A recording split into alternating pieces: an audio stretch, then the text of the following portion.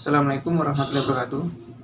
Sebelum memulai pengajiannya, saya minta tolong ditonton sampai selesai agar tidak gagal paham dan semoga bermanfaat buat teman-teman semua. Dan saya doakan buat teman-teman semua diberi Allah kesehatan, dijauhkan dari malapetaka, dan diberi rezeki yang berkah dan melimpah. Amin amin ya rabbal alamin. Oke, selamat menyaksikan pengajiannya. Di antara kearifan buyut-buyut kami, leluhur kami, itu kalau cerita itu enggak apa-apa kamu mondok di Mekah di sana tapi bawa pohon yang hidup di Indonesia. Artinya membawa manhaj metode dakwah yang bisa hidup di Indonesia. Wa ma arsalna min rasulin illa bilisani qaumi. Semua rasul diutus itu pasti sesuai kultur kaumnya. Saya punya sedikit cerita tentang kultur. Kultur itu nilai yang disepakati masyarakat meskipun persepsi itu salah. Saya cerita sedikit tentang keunikan kultur. Nabi Yunus itu nabi. Di mana-mana nabi itu mengajak ke tauhid, ajaran yang benar ini. Dan dulu Nabi itu nggak punya polisi, nggak punya densus, jadi nggak bisa Nabi nyuruh yang nggak setuju tangkap itu nggak bisa. Tapi punya Tuhan. Jadi kalau yang tidak percaya dakwahnya itu ancamannya adab. Dulu itu nggak ada polisi, nggak ada pengadilan, sehingga kalau ada kesalahan itu ancamannya itu akan turun apa? Adab, siksa itu. Sekarang kan kalau kita jadi pemimpin kan agak enak itu, punya keamanan, punya macam-macam lah. Singkat cerita sudah dakwah sekian tahun itu umatnya nggak percaya kalau beliau seorang nabi bahwa ajaran tauhid itu benar. Akhirnya cerita ini terkenal sekali, mungkin beberapa terputus ya, tapi terputus cerita ini saya ceritakan secara lengkap. Terus beliau cerita, ini waktu sudah lama saya dakwah, sudah lama saya sosialisasi itu tentang kebenaran, Anda tetap nggak iman ini 3 hari lagi pasti ada adab. 3 hari ada adab itu delalah masyarakatnya tuh kepikiran. Jangan-jangan iya gitu. Nah ketika jangan-jangan iya itu diintip, rumahnya Nabi Yunus itu diintip. Ya agak aneh itu. Diintip delalah orangnya nggak ada itu kalau Quran bahasakan abaqo itu minggat itu pergi nggak pamit ya. Itu bahasanya abaqo itu minggat. Meskipun kita tidak mungkin membahasakan Nabi itu minggat, tapi dibahasakan tindakan kan tidak mungkin karena nggak pamit itu. Jadi harus dibahasakan minggat itu. Quran sendiri dibahasakan abaqo. Nah cara berpikir masyarakat gini, kalau kampung ini mau dibalik sama Allah, mau ada adab, logikanya yang tahu akan ada adab itu pasti sudah pergi. Padahal Nabi Yunus pergi ini bukan karena takut adab, mangkel. Kiai suwi gagal minggat ya kan gitu. Jadi ada kiai minggat itu ya ada dalilnya karena dulu itu kalau mangkel itu suami mangkel istri itu ya harus minggat, istri ya harus minggat. Dulu itu ya boleh, maksudnya boleh itu ya kalau darurat ya minggat sedikit lah, tidak apa-apa. Nah Nabi Yunus itu minggat tadi abaqo itu kalau dalam bahasa Arab pergi gak pamit ya. Kalau orang Jawa bilang minggat. Itu sebetulnya saking mangkelnya, saking emosinya beliau akhirnya meninggalkan kaumnya tanpa pamit. Tapi kaumnya itu menjadi tahu bahwa ini serius Yunus. Buktinya dia agak berani di kampung, berarti mau ada adab betul itu. Dan efek positif dari teori itu, teori kultur tadi. Kalau ada adab pasti dia pertama yang lari. Kayak dukun itu. Kenapa kita tidak percaya dukun nomor itu? Itu kan paling yang minta nomor dulu ada SDSB itu. Forecast itu kan paling salam template-nya kan 100.000. Padahal dulu forecast itu berapa? Kalau menang. Kan miliaran ya, juta. Itu untuk kultur kita agak percaya dukun kan ngapain ngumpulin uang 100.000 kalau dia tahu nomornya kan mendingan tombok sendiri gitu. Itu kan. Jadi orang itu mesti punya teori umum untuk membenarkan sesuatu atau membohongkan itu.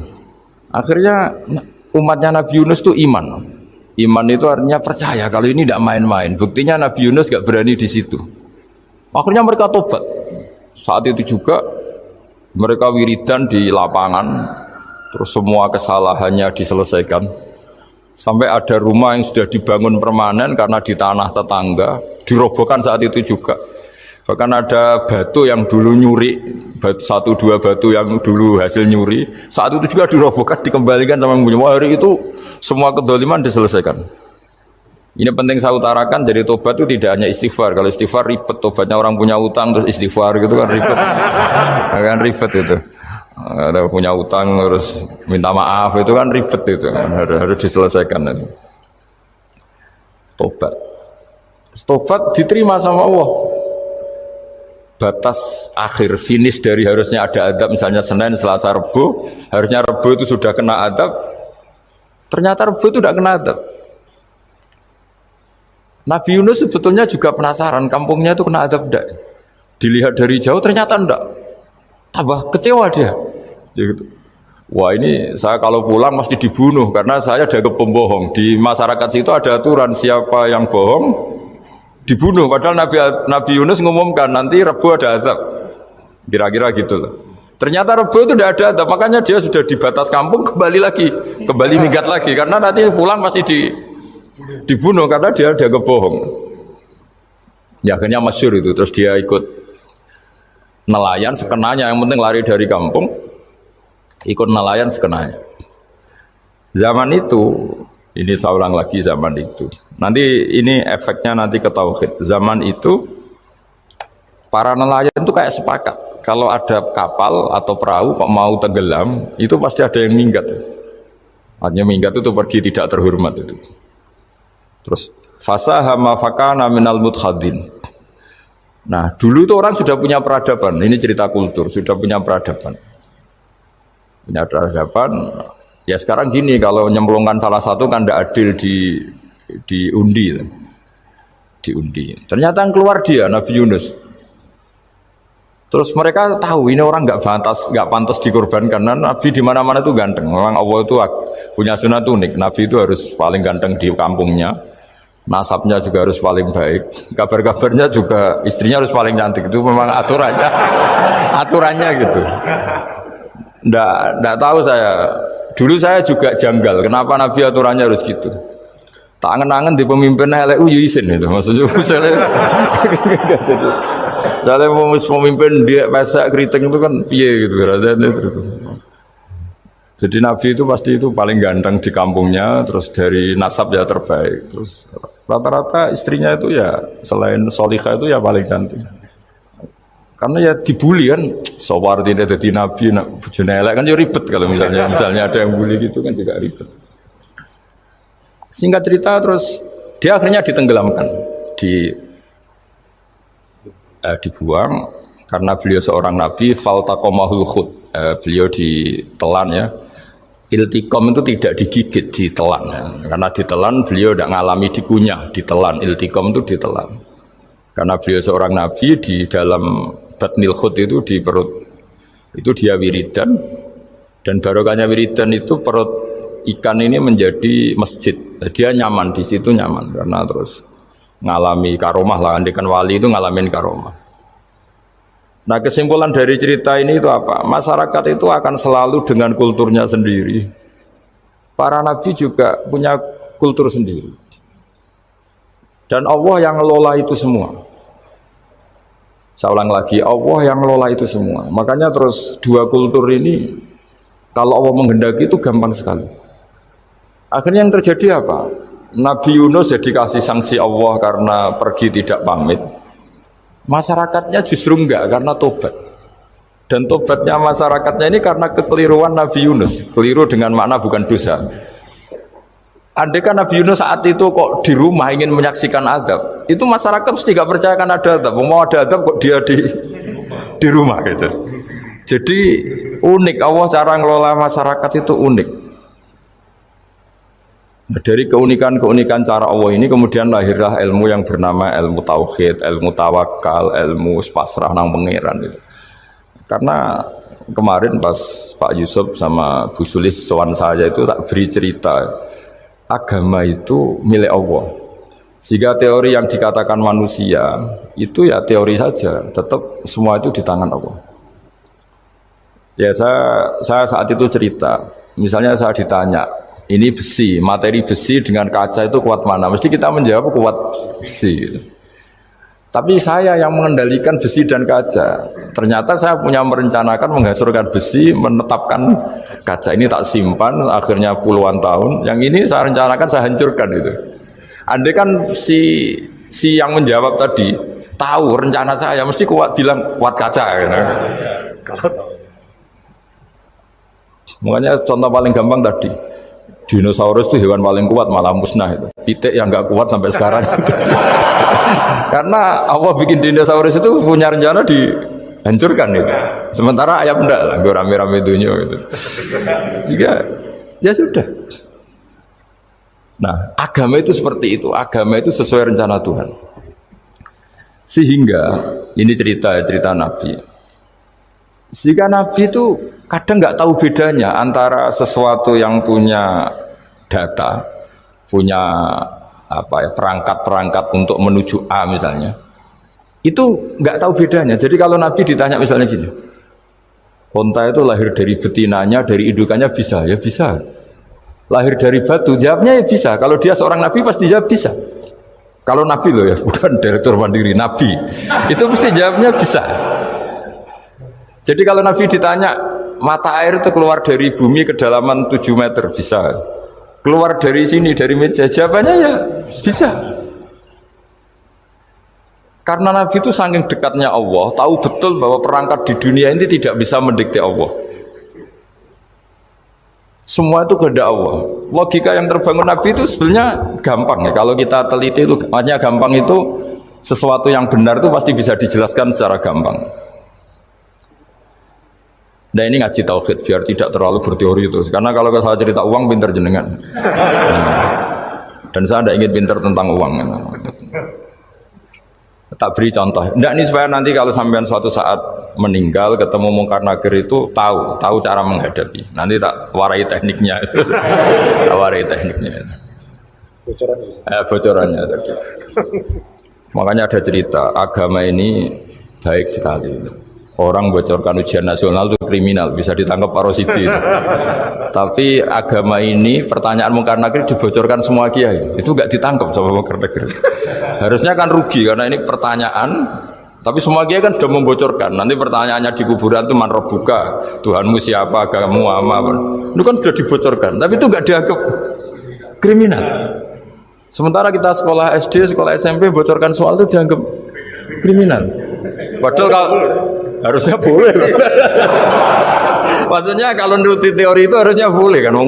Wong pertanyaan mungkar nakir selesai dibocorkan kan. Ada dasarnya. Ya tapi kan tidak ada itu. Harusnya boleh. Tapi kan terjadi kan kalau dibocorkan itu. Tidak ada itu. Harusnya boleh. Tapi kan terjadi nggak ujian kalau dibocorkan. Jadi dibocorkan. Kurang apanya baiknya agama ini? Pertanyaan sepenting itu dibocorkan dan kiai-kiai nggak ditangkap sama mungkar nakir, ya ada itu. Saya ulang lagi ya supaya kita ingat fitrah salimah. Soal Anda modern monggo lah, tapi saya sebagai kiai akan ngajari kalian tentang fitrah salimah. Jadi kalau kamu itu benar-benar beragama, ini misalnya kertas, ini lempengan baja. Kalau kamu beragama, ya terserah jenengan. Karena bisa saja ya terserah jenengan. Karena bisa saja kertas ini arsip nasional. Baja ini tak niatkan, tak luluhkan, tak hancurkan. Sehingga kalau kita ngomong ya secara materi harus ditambahi, secara materi kuat baja ya Allah. Tapi secara substansi jenengan ya terserah jenengan, monggo. Nah, di sini yang mulai orang lupa itu karena selalu menjawab pasti kuat baja. Kata pasti ini yang akhirnya orang menghilangkan teori beragama. Berdasar logika. Nah akhirnya para nabi, para wali itu ditanya. Saya punya kitab karangannya Abdul Hamid, orang alim. Kitab itu dulu saya ngaji lama sekali, sampai sekarang saya pelajarin. Manusia itu dijebak hukum adat, padahal adat itu ya tidak terlibat. Misalnya kalau ada telur jadi ayam normal gitu. Ya tadi indukan unta melahirkan unta normal itu, indukan sapi melahirkan sapi normal. Tapi kalau para nabi itu bilang ya nggak normal artinya tetap ada kekuatan Tuhan. Indukan unta tahu apa tentang unta? Dia punya kekuatan apa? Bisa melahirkan unta, bisa menciptakan unta di perutnya, bisa ada jantungnya, ada paru-parunya, ada ususnya. Dia bisa apa? Di situ ada tangan Tuhan itu. Karena para nabi cara berpikir gitu, melihat tembok ya sama. Tembok sama indukan unta itu sama-sama mungkin mengeluarkan unta. Sehingga ketika Nabi Soleh ditanya, bukti apa kekuasaan Tuhanmu? Apa bisa mengeluarkan unta dari batu besar ini? Jawabannya Nabi Soleh, ya bisa, ya bisa. Dan mukjizatnya Nabi Soleh masyhur itu, keluarlah unta dari batu. Karena secara teori ya tadi, coba unta indukan itu apa seorang profesor, apa seorang ilmuwan sehingga bisa menciptakan anaknya itu. Apa dia terlibat dalam menciptakan jantungnya, paru-parunya, ususnya, kan enggak juga. Telur bisa apa coba? Gobloknya bukan main telur itu kan. Tapi bisa mengeluarkan ayam, dia bisa apa? Nah, para nabi, para wali itu tahu semuanya itu kekuasaannya Allah. Nah, kalau karena kekuasaan Allah, bedanya apa dengan tembok? Makanya Nabi Muhammad ketika di padang pasir, semua sahabat bingung, nggak ada air, ya Nabi santai aja. Ini gimana Nabi nggak ada air, nanti orang mati kehausan. Nabi ya santai aja. Kamu ingin air katanya? Iya. Nabi nunjuk apa itu ya sudah, terus ada air. Ada yang keluar dari jemarinya, ada, karena Nabi itu nggak tahu bedanya antara ini mungkin dan tidak mungkin, tuh nggak tahunya itu ya semuanya itu Allah. Kalau kamu kan nggak, wah daerah gini nggak mungkin ada air. Ini kan padang pasir. Air itu biasanya di daerah hutan gini malah berteori macam-macam. Seakan-akan tidak ada Tuhan. Jadi kalau orang nggak bakat wali pasti berpikirnya gitu. Makanya nggak wali-wali itu memang nggak bakat, karena itu kan artinya menafikan kekuasaannya Allah kan. Seakan-akan Allah tidak mampu bikin air di situ. Tapi kalau Nabi santai aja. Makanya Nabi Ibrahim ketika mau dibakar ya santai aja. Menurut beliau api bisa apa? Jadi itu meskipun hukum adat itu ya selalu berjalan ya. Normalnya api yang membakar, di padang pasir normalnya ya nggak ada air, normalnya batu ya nggak mengeluarkan onta. Tapi kamu jangan terjebak oleh keseharian yang Anda lihat. Tetap di balik itu ada kekuasaannya Allah Subhanahu wa Ta'ala. Nah, ini yang namanya iman. Dengan iman seperti itu nanti ketika kita mati itu ya santai saja. Ketika kita hidup ya tidak tahu oksigen itu apa masuk ke tubuh kita, sistemnya kayak apa, jantung kita ya kita ada ikut bikin, paru-paru kita. Artinya zaman kita hidup pun sebenarnya kita tidak bisa ngelola kehidupan, itu tidak bisa. Nah kalau sama nggak bisa, nanti setelah mati juga tidak bisa. Ya sudah, ketika kita hidup yang ngelola juga Allah, ketika mati juga yang ngelola. Bedanya apa? Nah, ini di sini terus kita dilatih, inna sholati wa nusuki wa mahyaya wa mamati lillahi rabbil alamin. Tapi kenapa kita ragu terhadap kehidupan setelah kematian? Karena ketika kita hidup seakan-akan kita tahu cara hidup. Makanya Allah itu tersinggung betul ketika ada orang merasa bisa ngelola cara hidupnya. Makanya kata Allah, kalau gojlok orang-orang yang kepedean itu, kalau kamu top, mbok jangan mati. Itu falaula in kuntum ghaira madinin tarji'unaha in kuntum shadiqin. Kalau kamu merasa top itu jangan mati. Di mana-mana mati itu tidak top. Falaula idza balaghatil khulqum wa antum khina idzin tanzurun. Mbok ketika nyawa kamu sudah sampai kerongkongan, kamu tarik lagi supaya kamu tidak mati. Mati itu tidak top. Katanya kamu top kok mati. Jangan mati. Kalau top itu jangan mati, jangan miskin, jangan tua, jangan jadi jelek. Pokoknya top terus gitu. Itu digosok sama Allah. Tapi orang itu lupa bahwa nah ketika sehat begini kita seakan-akan ngelola kehidupan. Nah gara-gara merasa ngelola seakan-akan kalau mati lalu saya gimana ya kalau mati? Di kuburan ngapain ya? Terus ngantornya gimana, kerjanya di mana? Ya udah usah begitu. Nah ini di sini pentingnya tauhid. Orang dilatih berpikir al-khalqul awal. Afa'ayina bil khalqil awal. Kalau dalam bahasa Yasin disebut kul yuhihal ladzi anshaha awwala marrah. Jadi agama itu orang dilatih membayangkan pertama hubungan kita dengan Allah. Misalnya manusia pertama itu siapa? Adam. Adam bisa berpikir, bisa berlogika, bisa jalan-jalan, bisa macam-macam. Tapi andaikan Anda jadi Nabi Adam, mesti melihat kekuasaannya Allah itu begitu nyata. Karena saya materinya dari tanah, ternyata saya bisa berpikir. Betapa kudrohnya Allah, kekuasaan Allah, tanah yang benda mati bisa berpikir. Sekarang jadi saya. Sehingga ketemu, kira-kira Nabi Adam kalau ketemu tanah itu ya, kalau mau maksiat, wah ini tanah ini pasti komplain. Nah di sini pentingnya beragama. Sehingga ketika Rasulullah ngendikan, jika kamu memperbanyak sholat, maka tanah-tanah ini bersaksi terhadap sholat kamu. Jika kamu maksiat, juga tanah-tanah ini menjadi saksi pemberat. Itu kamu tidak jagal sama sekali, karena manusia pertama yang bernama Adam yang bisa berpikir itu materinya dari tanah. Jika kita tidak janggal ketika tanah distatuskan bisa bersaksi. Tapi setelah kamu berpikir tanah itu bisa dicangkul, bisa dijadikan berhala, dijadikan kendi, dijadikan macam, seakan-akan tanah itu ya benda yang tidak penting. Tapi Nabi itu beda dengan kalian. Nabi tahu betul tanah ini makhluk Allah yang bisa berpikir. Sehingga Nabi yang ngetikan, kalau kamu sholat sunat atau beribadah sebaiknya jangan di tempat yang sama, biar yang menyaksikan kamu sholat itu banyak. Kita mungkin kan masa bumi bisa bersaksi, tapi andaikan Anda Nabi Adam itu tidak akan janggal seperti itu, karena dia tahu materinya dari tanah dan ternyata jadi mata yang bisa melihat, jadi telinga yang bisa mendengar. Makanya Allah selalu mengingatkan, ingatlah al-khalqil awal, afayina bil khalqil awal. Karena khalqil awal ini yang menjadikan fitrah beragama yang baik.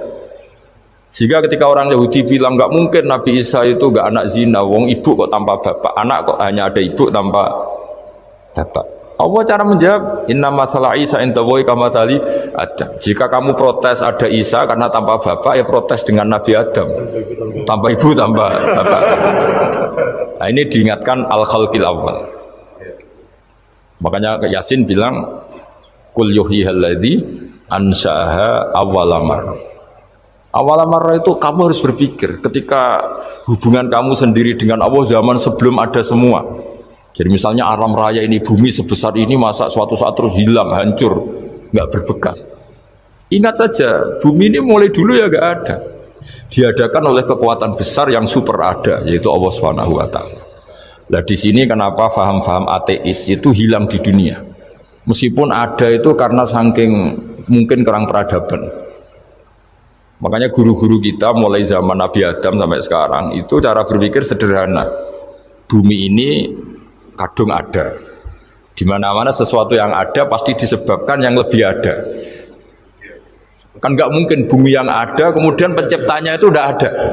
Itu kan ngajak goblok bareng gitu kira-kira gitu. Sesuatu yang ada disebabkan oleh sesuatu yang tiada. Maka guru-guru kita ngajari, pertama sifat Allah itu wujud. Karena ini wujud super atau kausa prima, terus kiai bilang wajibil wujud. Wajibil wujud terjemahan bebasnya ya wujud super. Karena wujudnya Allah itu yang mempengaruhi ya semua alam raya ini, dia harus di depan. Masa yang menciptakan di belakang. Makanya terus disifati qadim. Qadim itu harus lebih dulu atau awal. Makanya ketika Fir'aun ngaku Tuhan itu cara membatalkan Nabi Musa itu sederhana. Kalau kamu Tuhan berarti bapak kamu nggak ada Tuhan karena Tuhannya terlambat datang. Itu langsung.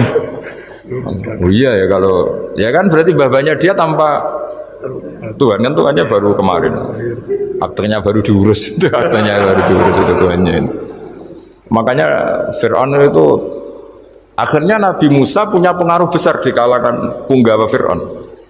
Karena ketika debat terbuka itu punggawannya dengar.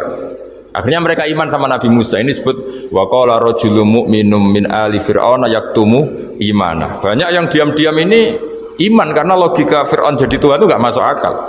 Yang benar adalah Tuhannya Nabi Musa. Nah orang-orang ini itu ya dibilang enggak loyal ya pokoknya dia iman. Dan dia juga yang ikut rapat. Besok Musa tangkap. Karena mereka sudah iman sama Musa terus sebelum eksekusi itu datang, ini datang ke Musa. Tadi malam saya ikut rapat, keputusannya Anda ditangkap mau dibunuh, dia lari saja dulu kan. Jadi kan nggak bisa disebut pengkhianatan, kan ini orang baik. Jadi malamnya ikut rapat, besok Musa tangkap bunuh. Iya Nabi Musa paginya sebelum di itu, Musa saya nanti malam ikut rapat dan keputusannya Anda ditangkap dibunuh, kamu lari saja sekarang. Nah kenapa iman? Karena logika yang dibangun Nabi Musa. Makanya ciri utama kebenaran itu bal naqdhifu bil haqqi 'alal batil fayadmaghuhu fa idza huwa zahid. Kebenaran sejati itu boleh diuji di mana saja. Dan Anda tidak usah khawatir kebenaran sejati itu kalah. Pasti menang. Kalau kebenaran itu kebenaran sejati pasti menang. Ya, di sini terus ada ulama-ulama kayak banyak lah termasuk di Indonesia kayak Pak Quraisy kayak yang nyaman saja anak-anaknya di luar negeri karena merasa kebenaran sejati itu tidak akan kalah. Sehingga ketika ada negara yang begitu maju, saya pernah ditanya sama orang yang kuliah di Inggris, di Swiss, Gus, saya ini kan orang Indonesia, tapi pengagum negara Swiss, Swedia, negara di sana itu makmur, terus tertib. Bagaimana saya tetap mencintai Islam, yang secara lahir itu, kadang-kadang beberapa negara Islam itu kacau. Ada seorang mahasiswa tanya gitu. Dia tanya cara ingat Allah, dia membela Islam kira-kira gitu. Terus tak kasih tahu dia. Ketika Anda muji negara-negara itu makmur, sejahtera, itu sebetulnya tetap utang jasa terbesar itu sama Tuhan. Pejabat bisa apa ketika Allah misalnya nggak bikin air? Negara bisa apa misalnya ketika Allah itu nggak bikin oksigen? Tetap semua ketertiban itu karena kehendak Allah. Berarti utang jasa kamu di negara manapun tetap sama Allah, bukan pada yang lain. Bahwa ada hukum sosial manusia, oke lah, kedua, ketiga, dia harus terima kasih. Hanya dia sadar. Nah masalahnya kita ketika di negara yang makmur gitu, pikiran kita oh, presidennya hebat, menterinya hebat, tata sosialnya hebat. Oke, nggak apa-apa, muji manusia itu nggak apa-apa.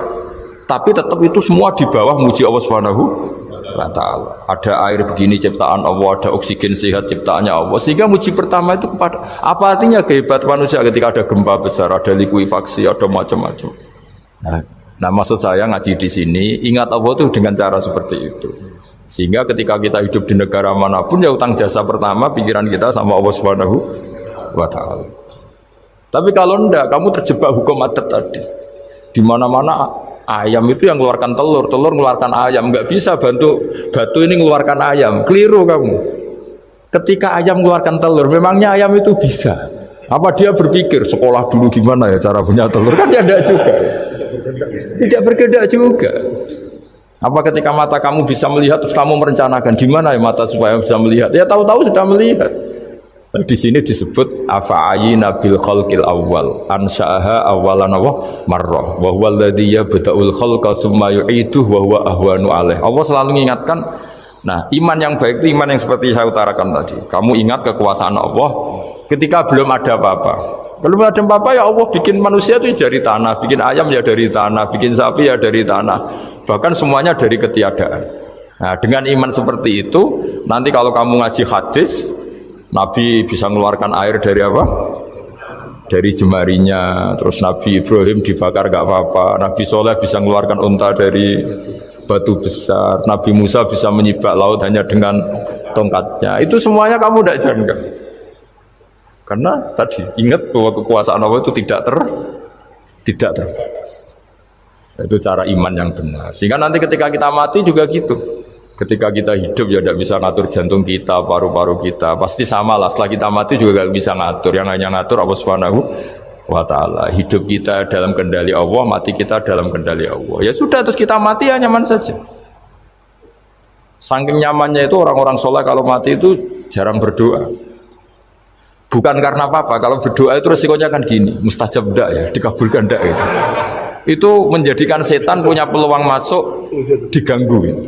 Makanya ajarannya Nabi mangkana akhiru kalamihi la ilaha illallah wa fi riwayatin Allah dakhalal jannah. Jadi kalau mau mati bersaksi saja. Sudah ini enggak saatnya berdoa, saatnya bersaksi. Makanya hanya disuruh bilang Allah, Allah, Allah. Dan supaya ini menjadi akhir kalimat. Sehingga nanti keren lah. Ketika ketemu Allah, apa akhir kalimat kamu yang kamu lafadzkan Allah, Allah. Jika di kitab-kitab diterangkan, ketika orang tua kamu mau mati sudah bilang Allah, jangan tanya catatan hutang di mana ya, tabungannya di mana ya. Terakhir jawab mandiri terus mati lah. Gak boleh ditanya lagi. Sekali ditanya nanti akhir kalimatnya mandiri. Itu nggak boleh. Jadi sekali sudah bilang Allah jangan ditanya lagi. Pak, tabungannya di bank mana? Nggak boleh. Bahayanya sekali jawab mandiri terus mati berarti akhir kalimatnya itu ya mandiri. Makanya harus akhir. Yang nanti statusnya itu mangkana akhiru kalami, memang akhir dari yang dikatakan itu kata Allah. Nah sebetulnya teks hadis itu la ilaha illallah. Ini pinternya Kiai Jawa. Lagi-lagi kembali ke kultur. Kiai Jawa itu kiai yang bisa modifikasi kultur. Sebetulnya kalimat hadis itu yang masyhur, itu yang populer itu la ilaha illallah. Tapi Kiai Jawa itu dan itu ngikuti kitab-kitab Arab juga, kitab-kitab. La ilaha illallah itu resikonya tinggi karena di situ kan tiada Tuhan yang berhak disembah kecuali Allah. Ada kata la ilaha ini. Nah takutnya pas la ilaha sudah mati. Nah karena itu ada resiko la ilaha gak khatam, berarti tiada Tuhan. Nah, sehingga karena ini dianggap riskan, ya terus Kiai Jawa ngajari sudah lah, gak usah kepanjangan ya sudah Allah. Jadi itu sudah agak-agak rekayasa lah, agak-agak istihad itu. Maksudnya istihad itu sebenarnya tag panduannya itu la ilaha illallah. Tag panduannya.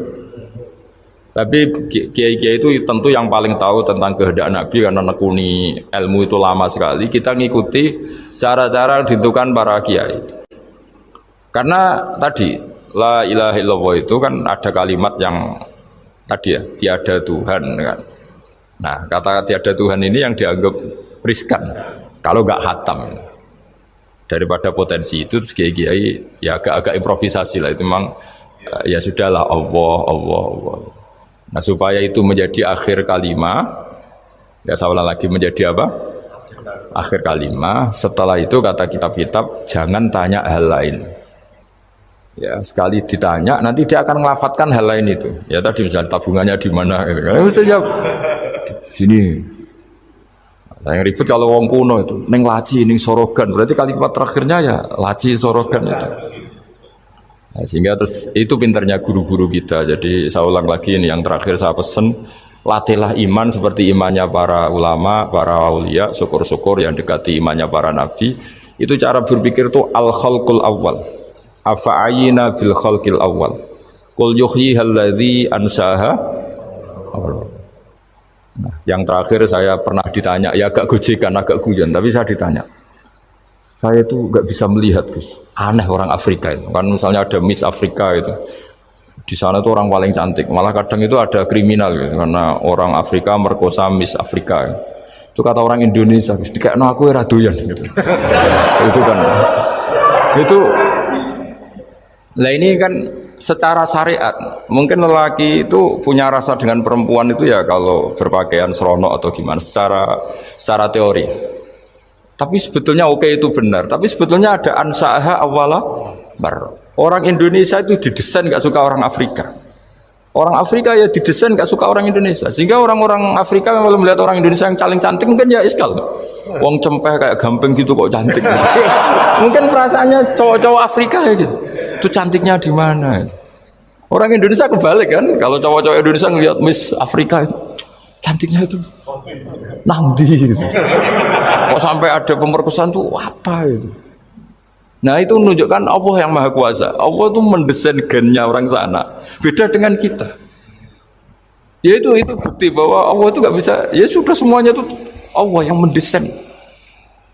Itu bukti bahwa manusia itu bisa apa di depan kita. Orang kayak Afrika kok disuruh bilang cantik, kita kan protes. Cantiknya di mana? Mungkin orang sana juga protes ke kita. Orang Jawa cempeh itu kok cantiknya dia. Itu orang-orang Indonesia kalau melihat bule cantik itu kan kalau temukan janggal. Orang-orang Jogja bule wayune nang ndi gitu. Kulitnya gitu kan ya, sama mereka juga bilang kita mungkin seperti itu. Itu namanya didesain ansa'aha awal apa? Marah, sudah memang desainnya seperti itu. Nah di sini supaya kita ingat lah. Nah, ingat bahwa hati juga gitu. Ketika kita cinta istri itu janggal betul kalau terjadi konflik. Tapi kalau sedang konflik itu janggal betul terjadi perdamaian. Nah, lagi mau ngangkel itu ya problem betul. Nah ini di sini pentingnya iman. Orang terus disuruh berdoa ya muqallibal qulub tsabbit qalbi ala dini, karena kita tidak tahu cara berpikir. Ada perempuan cantik sering merengut, pecintanya ya banyak, dianggap pemikir serius. Tapi kalau baru gedeng namanya ya merengut, bukan pemikir. Orang senyum itu kita seneng gitu. Tapi kalau baru gak seneng, murahan guya-guyu. Itu jadi manusia itu unik. Hanya sama, tapi cara nganalisis beda. Tinggal sedang seneng apa enggak. Lucu kan? Ada orang anteng di rumah, itu kalau lagi seneng ya, oh itu anteng gak banyak ngeluyur. Tapi baru gak seneng, seneng ngomah ya nganggur. Nah, itu kita tidak pernah tahu. Kita simpulkan apa itu tidak pernah tahu. Makanya wisata, pernah ada orang wisata datang ke sini tak nasihatin. Orang wisata itu kan seneng di kampung-kampung yang terbelakang gitu, melihat orang manusia pohon, melihat apa. Terus saya bilang, itu kan kasihan kan, masa manusia jadi objek. Bahkan bayangannya ya kalau mereka jadi modern jadi gak menarik kan.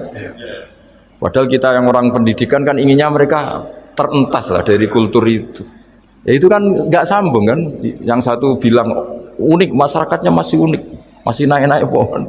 Tapi bagi orang pendidikan kan tersiksa kan. Ini bangsa kita, warga kita kok masih seperti itu. Makanya orang wisata itu nasihati, kamu ke sana itu niat ngelihat apa niat mengentas? Kalau niat mengentas, tak jamin ada pahala. Enggak Gus, mau niat mengentas niatnya baru sekarang apa mulai dulu-dulu? Baru sekarang. Dan ini cerita dari manusia itu semudah itu, Pak. Nah, setelah kamu ngaji ini, kamu tidak akan janggal terhadap kenapa Nabi itu begitu santai.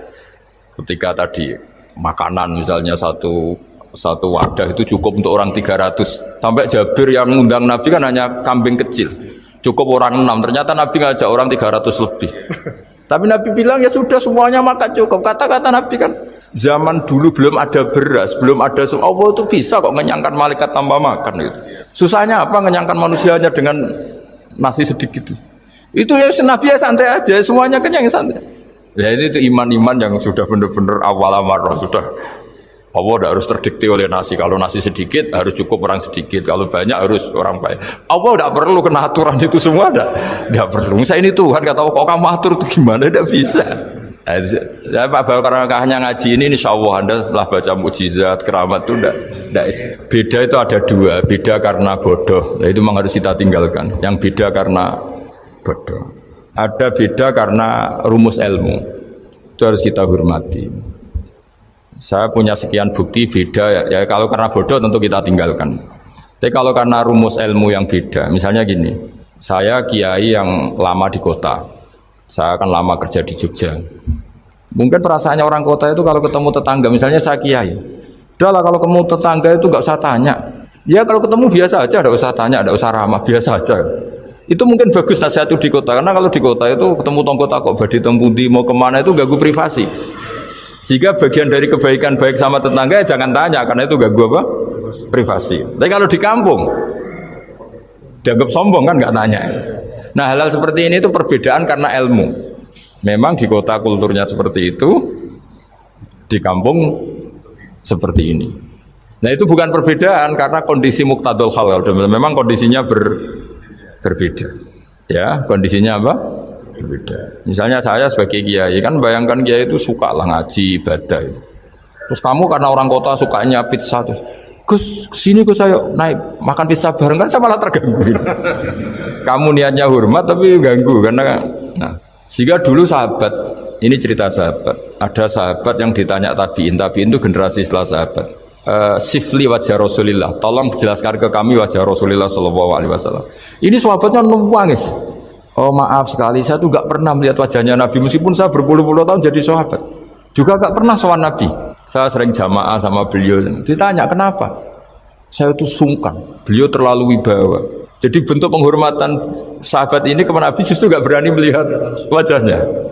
Dan bukti penghormatan pada Nabi dia gak pernah sowan. Nabi itu punya anak, punya istri, punya cucu. Kalau sowan tuh ganggu. Jika dia cara berpikir ya itu bentuk hormatnya.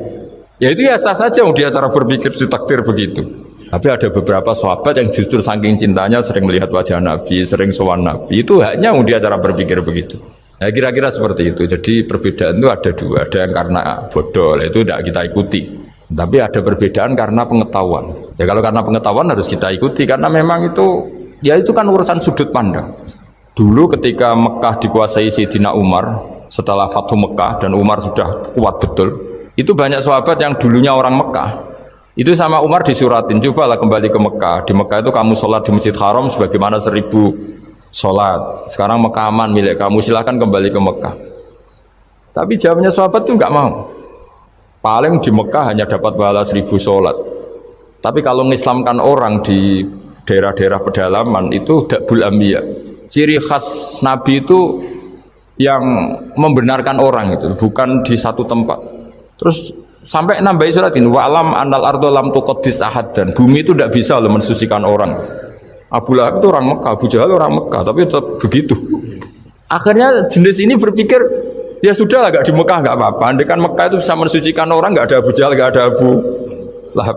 Akhirnya para sahabat gak kembali ke Mekah, tapi berkelana ke Syria, ke Sam. Akhirnya ada Islam di mana-mana. Tapi ada juga yang Mekah itu kota suci, harus diisi orang-orang suci supaya yang brengsek-brengsek gak di sana. Ya sudah, cara berpikir begitu. Nah ini cerita ya. Jadi sudah, kalau perbedaan karena ilmu, ya sudah memang karena ilmu. Nah itu nggak apa-apa. Nah kalau sampean tanya, lalu bedanya apa Gus? Yang beda karena ilmu karena, ya lihat aja kalau dia orang pinter bacanya banyak, berarti bedanya karena ilmu. Tapi kalau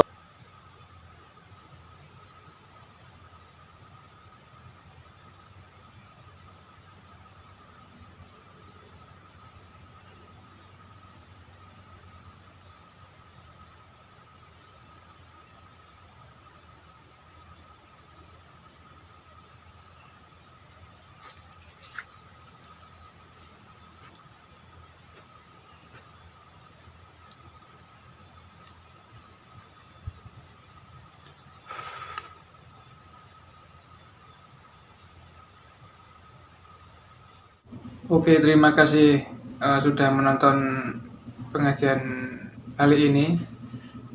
Semoga bermanfaat. Jangan lupa share ke teman-teman atau kerabat terdekat.